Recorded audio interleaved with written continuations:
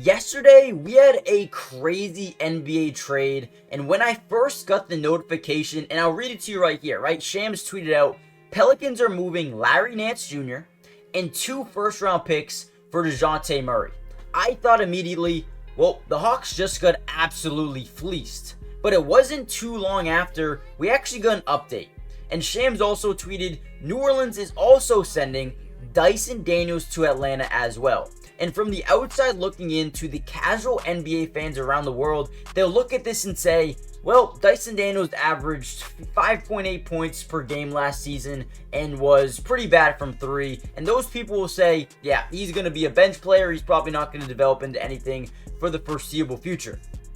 But to those people, I completely disagree with you. Dyson Daniels is probably the most valuable asset that they were able to return in this deal, right? And if it wasn't for him, I guarantee you the Hawks don't make this deal at all. In this video, I wanted to sit down, I want to break down some film on Dyson Daniels to show you exactly why my confidence level in Dyson Daniels is so high and why I think he is going to be a stud if he gets the right development. You look at how they develop. The coaching staff here in Atlanta is actually very underrated in terms of, getting guys jump shots where they need to be. Look at Jalen Johnson. Now he's a really solid three-point shooter. When coming out of college, he was very right? Now he looks really good. They can do that with Dyson Daniels. He could be one of the best two-way players for the Atlanta Hawks and could even have more potential down the line. Like I said, we're going to break down some film. I'm going to show you exactly why I love this trade for Atlanta. Before we jump in though, comment down below a letter grade for this trade. I'm going to give it a B, maybe a B plus depending on the development of Dyson Daniels. I didn't think DeJounte and Trey were amazing together, very ball dominant players. Didn't see how it was going to coexist. Didn't really work for them. I do think Dyson Daniels is a massive pickup, and I'm going to break down exactly why they did it and why I have so much faith in it. Now, one of my favorite things about Dyson Daniels and what he will bring to this Atlanta Hawks team is the fact that he has versatility as a defender. He can switch onto multiple different positions, being 6'7", 6'8". He can guard ones, he can guard twos, he can guard threes, right? This is extremely valuable in the NBA, especially from what we just saw the Boston Celtics do. You're already starting to see a lot of teams try to add these wing players who can switch onto multiple different positions. And the NBA is trending in this direction right now. Wings are very valuable. And Dyson Daniels, for what he does defensively, is going to be huge for the Atlanta Hawks. Now, in this play specifically, you're going to see them try to get the ball into the post here to Bruno, right?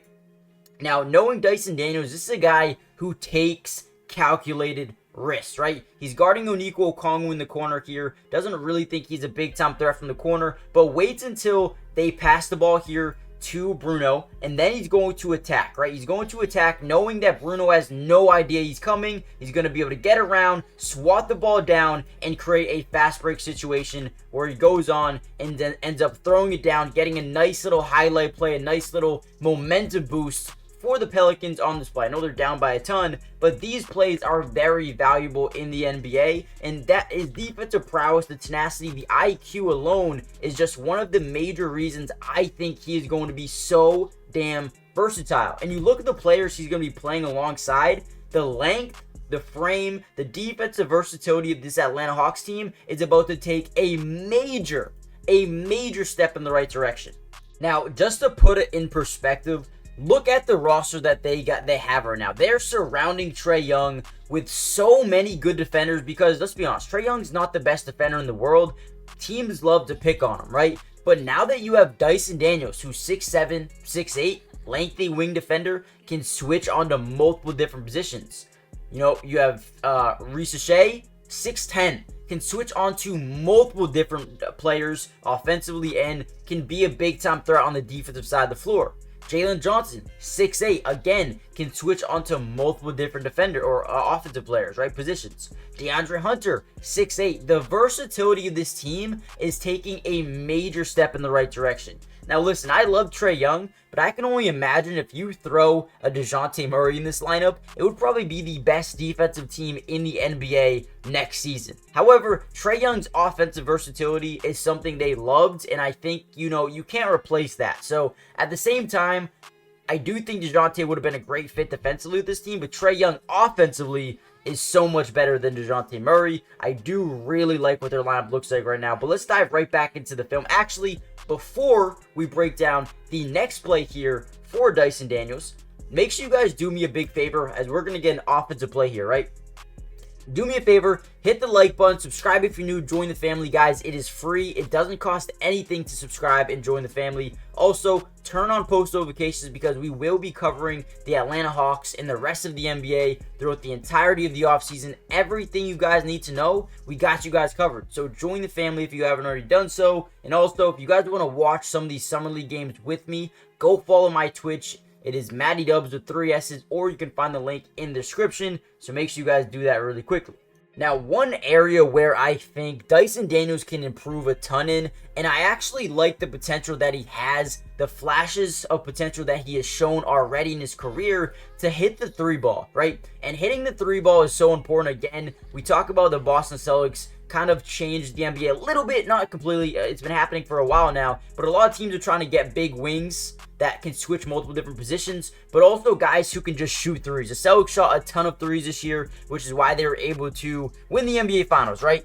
Now, Dyson Daniels is a guy who has showed potential, shown the flash, but if he can become consistent from 3, I believe he is going to be a massive fit here, a great fit, an outstanding fit alongside Trae Young. Now, we know how defenses, tend to play Trae. They always they always drive or blitz 2 defenders at him when he's driving into lane, forcing him to pass the basketball, which he does really good at, right? He is so good at court mapping, the IQ, the ability to know where the defense is going to rotate. And most of the time, Dyson Daniels will be your corner man. He'll be sitting in the corner and he'll be ready for an open 3. And in my opinion, if he can become consistent, which I think he can with the coaching here, the dude is going to be huge for the Atlanta Hawks next season. I guarantee it. Now, another thing that stands out to me is you see Dyson Daniels playing about 34 feet defense against the Denver Nuggets here is the pure athleticism. The man can jump out the gym, and it kind of is showcased here as they try to get the ball to Nikola Jokic at the top of the key.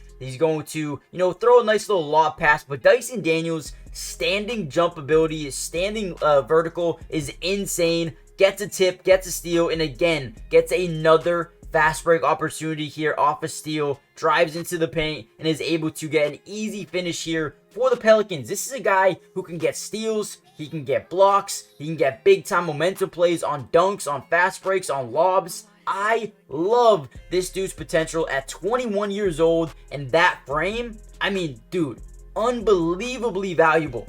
What a pickup here. Again, if they didn't get Dyson Daniels, I would give this an F.